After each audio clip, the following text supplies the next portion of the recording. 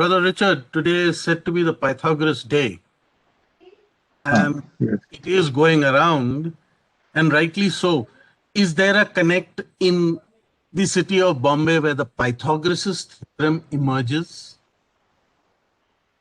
I'm sure there are a lot of connectivities to it. Actually, there are numerous amounts of connectivities to the city of Bombay. I have only decided to look at it from the perspective of the Kabbalah from two reasons. One is historically, as we spoke about in the first lecture, I have to walk along the lines of our forefathers to see the truth of what they have designed and built, which is very important. You know, if we don't study our past, how do we study the future? You know, and as Brother Bharat very eloquently put, with the amount of work that is happening in the city now and with the metros and these certain things, we are definitely damaging the inner walls and the inner structures of a lot of these buildings and their core foundation structures, you know, which is something that should be looked at. Even though they are considered heritage buildings, they're not being given the sort of respect heritage buildings should receive. No, but in your... Yeah, definitely there's a connection. But is there a physical representation like how you've been showing us of all the various letters and alphabets? Did you see this emerge anywhere in the city of Mumbai? Pythagoras has a lot of principles which involve Freemasonry, and he is very deeply rooted in the rooting of what Freemasonry leads to. So, yes, there is definitely there, and there are also designs on top of design. So when you look at the flower of life, which is how I found this, I didn't just put some pieces together and create a city. I created a city based on the principles of geometry. And based on that geometry and sacred geometry, I found many other designs that overlay the city. But me coming to those designs straightforward and just saying this is Pythagoras, nobody's going to believe it. You know, so I need belief brought into this structure and how it all puts itself together. As I further discover the city, I'm sure a lot of other hidden truths which relate to Italy and the Pope and other places will definitely raise their head. Thank you. Brother Richard, you know, you spoke about Flora Fountain being the spring. Yeah. I was only wondering, because to my mind, I think the water supply to that fountain is mechanical or artificial. It is not natural. But a stone's throw from there, you know, is the kuwa, the Bikaberam kuwa, the well, which has existed since 13 something. And that is natural. So, yes. Do you think you might... It's in my project, Brother Adi. It's in my project. And the well is also there, and a huge explanation with relation to the underground water lines and the sweet water of the well that we speak of. Absolutely there. And there is a huge connection. Especially because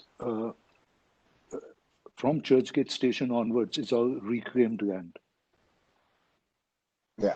Correct. The well is so close to the Churchgate Station, and up to Churchgate Station is all reclaimed from the sea. And just positive stats. For centuries, this well has sweet water. Almost. Yeah. And there's also connectivity to Cross Garden, Cross Maidan, where you have the cross from the Lady of Dolores Church. I think that was also a church which my grandmother, even though she was full Parsi, was one of the only churches she used to go to every day. So a huge connection again for there, but because that is where the water line steps under. And they're all interconnected, those lines. So could definitely be underground tunnels based on the idea that water tunnels originally were created. Or there could be a pathway through the well itself, into the well, because the well is quite deep. You know, we don't know how the well also popped up. It has a whole history separately in itself. Yeah.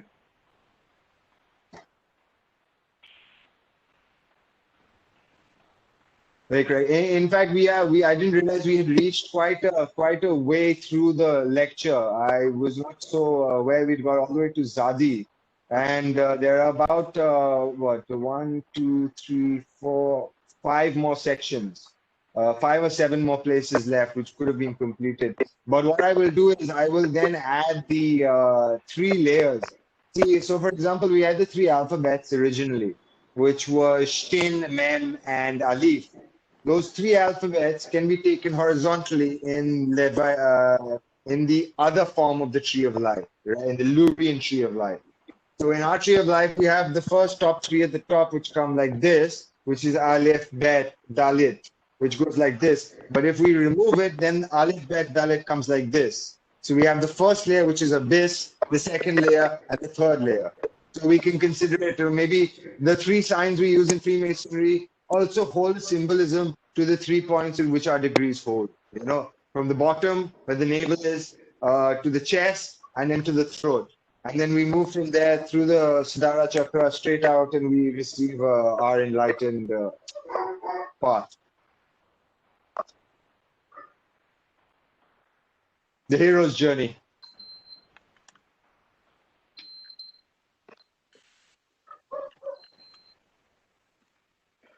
Brother Richard,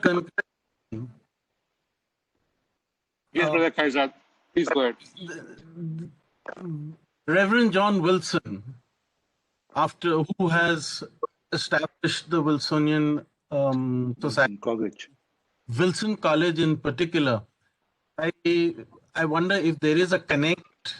Being a Scottish Mason, I wonder if there is a connect in your tree of life of Wilson College. There is a connect directly with BT station, and there's a connect directly with Gateway of India and the Taj Hotel. So they all interconnect to a singular route. In fact, they say that there are underground tunnels under the Taj as well, and there are ways to get into the Taj from the water lines. So, I mean, never done it, but I believe that they are used still to date by politicians XYZ, but not from my information or knowledge. But what about Wilson College? All connected. It will take a bit of time. We only started on from the 18th century, and now as we move out, the pattern will grow bigger. So we have another pattern which will be explained, and 3 more trees of life will be brought about, and they will join together into one large amalgamated structure. Thank you. There are 22, 22, 22, and if this is Shin, there are 2 types of Shin. Shin is essentially how Israel is also formed. It's formed like this, in a form of 3 letters. So what happens, there's the 3-lettered Shin, and there's the 4-lettered Shin with a dot on top. So the 3-lettered Shin is masculine, and the 4-lettered Shin is feminine. So I need to find out whether it's the 3-lettered Shin or the 4, but it would be the 4-lettered Shin, because it's the emanation of the mother archetype, and we're looking at the mother energy being created over here, being Mumbai, and also being the feminine version of Israel, which is Jerusalem. I think it's basically people are trying to digest what you have just, said. Yeah. It's a bit maybe there's a sensory overload for many of them. So they probably will be coming back with questions, not now, but maybe certainly down the road, when they actually get a copy of. By the way, please do share a copy of your paper, so that it could be, distributed to those who are interested. Yeah, so that they have a little bit time and energy, mind space to spend on this, to actually get a grip on it. So I think I speak for a large majority of the audience when I say that. Bones to chew on for some time once this paper reaches you. But I strongly urge the brethren here to go through it, not purely for the sake of understanding the geometry and design of Bombay, but more importantly to see how our forefathers displayed the foresight and the insight to so design a city. And I was, ever since Richard and I have been talking about this for the last almost 5-6 months, I've been trying to read up on my own, and I found that this particular idea of involving Masonic, Kabbalistic, and Hermetic design in this building of cities, it goes to not only, of course, to Israel and Jerusalem, but also, of course, to Paris, to London, to New York, to Washington, to Philadelphia, If you look at the Western Hemisphere, and as far as India is concerned, obviously you've got a sample of Bombay. But I was also listening to a lecture given by Brother Raja Chaudhary, who was referred to me by Right Vashwadhar Balla. He gave a beautiful talk, very concise talk on the city of New Delhi, how it was designed by the British when they were ruling India. And also the city of Calcutta, the city of Madras. These have all got an enormous amount of hidden Masonic, Kabbalistic, and Hermetic design built in. So obviously in there fact, was the Brother thought Bharat, I process. started this journey through America. Yeah. The journey for me was from America. I started studying the city of America and how the cities were laid out, and I was so interested that suddenly I thought, why isn't our city done like that? This looks like it. I can't figure it out, but it's there. I know it's there. I just can't assimilate it. So also in 1616, after the Great Fire in London, if you notice, there was a rebuilding of London, and I believe the king at the time wanted to build it in the shape of a tree of life, and they didn't have the money to do it. So the idea sort of fell on its face. No, that's not quite true, Richard. Actually, Sir Christopher Wren, who was given the task of the reconstruction, he actually did it, but in a much more relaxed manner, not in a purpose-built manner. And the St. Paul's Cathedral, of which he was the principal architect, was the temple. It was equivalent to King Solomon's temple in that particular sense of the construction design. And if you see so many things, there's a similarity between that design and what we talked about today. Similarly, in Delhi, Raisina Hill is,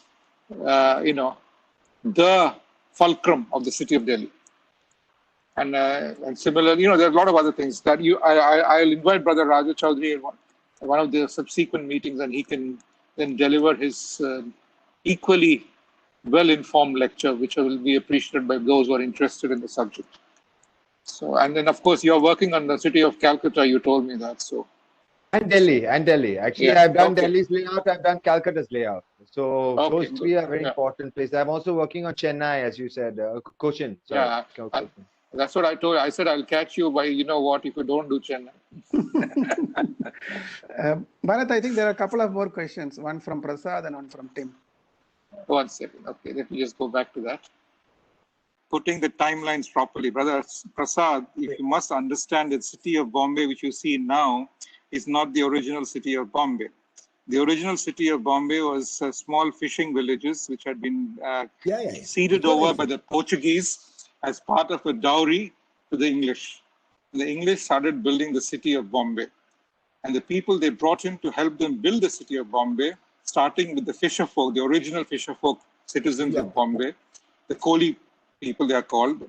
And then they are brought in others who are enterprising and dynamic, who helped them build the city of Bombay. And among these dynamic groups were people like the Parsis, who were originally settled in Gujarat. They also brought in the Gujarati, other non-Parsi Gujaratis. And then they also brought in other enterprising people. And over a period of time, the city has grown magnificently since those hoary past. And masonry in Bombay went back very, very early. It was in the 1740s, which first Masonic, footprint was laid in Bombay. And it was Dr. Burns, who was a doctor in the Scottish Mason, who was actually sent from Edinburgh with a patent as a first provincial Grand Master of the Scottish. And he set up Masonry in Bombay, and he was a person who actually created the first lodge for natives, quote unquote. So that is Rising Rising Star of the West. Western India. That's the one. That's the one.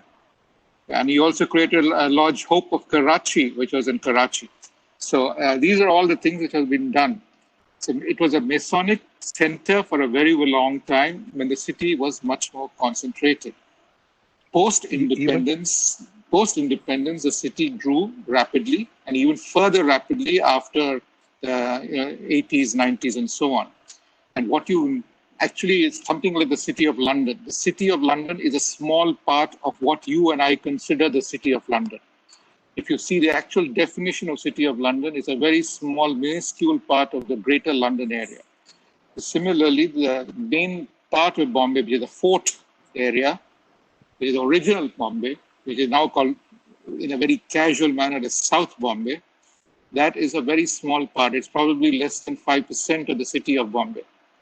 So unfortunately, what you said is right, in the sense the Freemasons who were in charge did not have the foresight to acquire and set up satellite Freemasonic temples. And this is what I mentioned. This is what I mentioned in my address regarding the future of Masonry and what we need to do. Yeah, So yes, you did.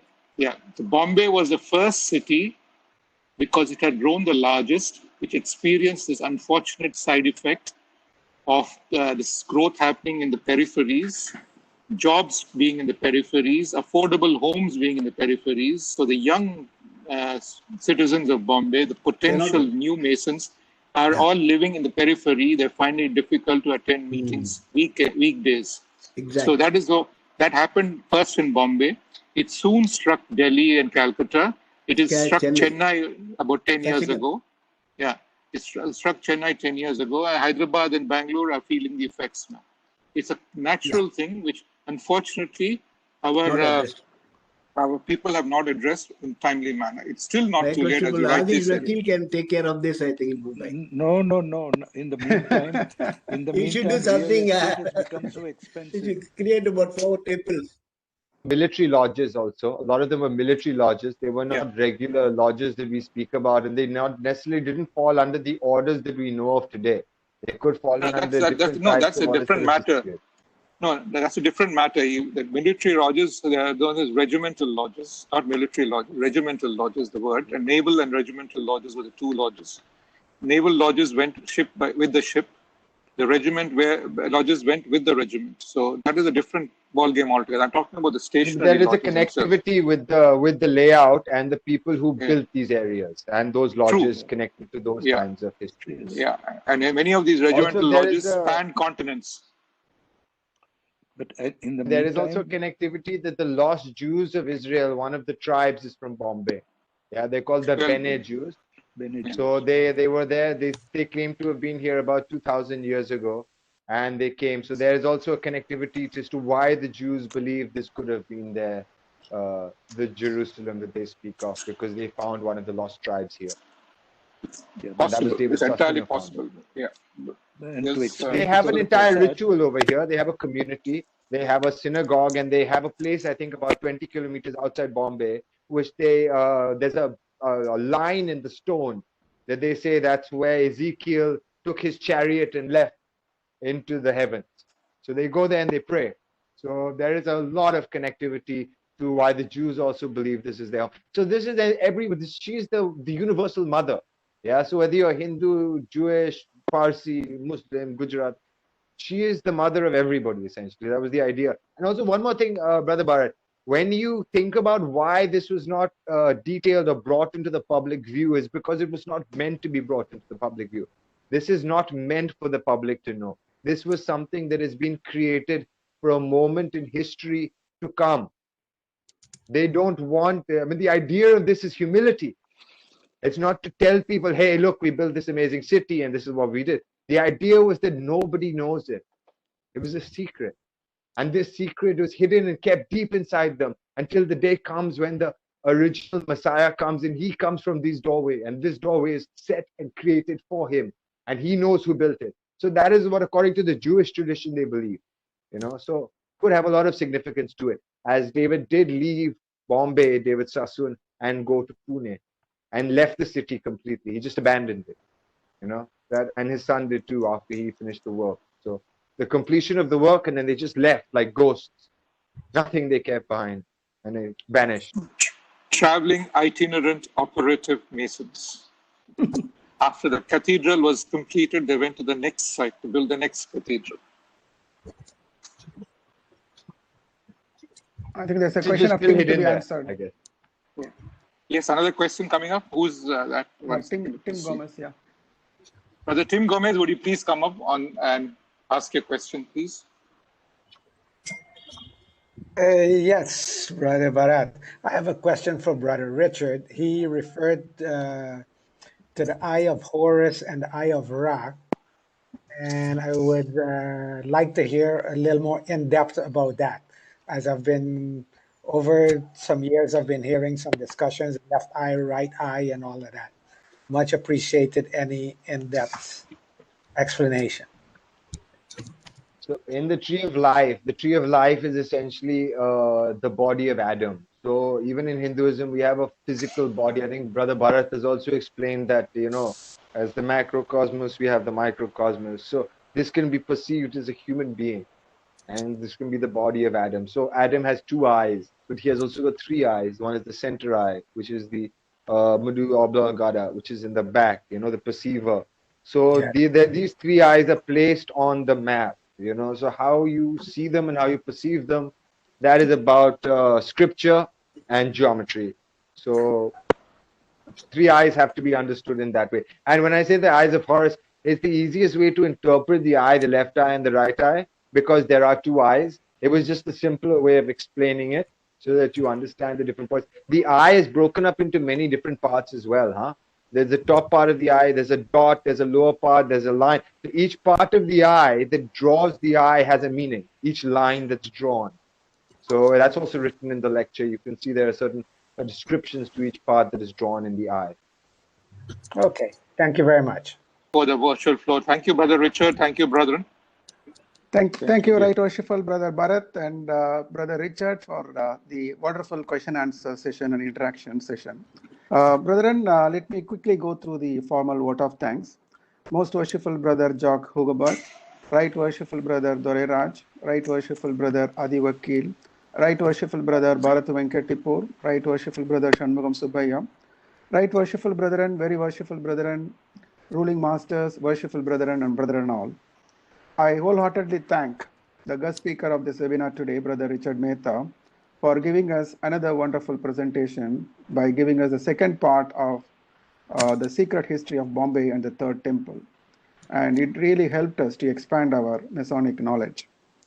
Thanks to Bharat Venkatipur for helping us in conducting these webinars regularly and also actively participating and supporting us in the conduct of this webinar. And most importantly, our profound thanks to all the participants from various orders in India and abroad for evincing interest once again by attending our meeting today and making it a success once again. Before I conclude, let me inform you and also invite all of you for the next Masonic Miscellany to be conducted by the Millennium Mark Lodge number 106 on coming Wednesday, 23rd December 2020 at 7 p.m., about which we will forward the details through WhatsApp and emails. Thank you, brethren, for joining us. Goodbye and good night. Good night to one and all. Santanam here. Good night, brethren. Stay safe. Good night. Bye. Stay safe. Bye all. Good night. Bye all. Good night. Bye all.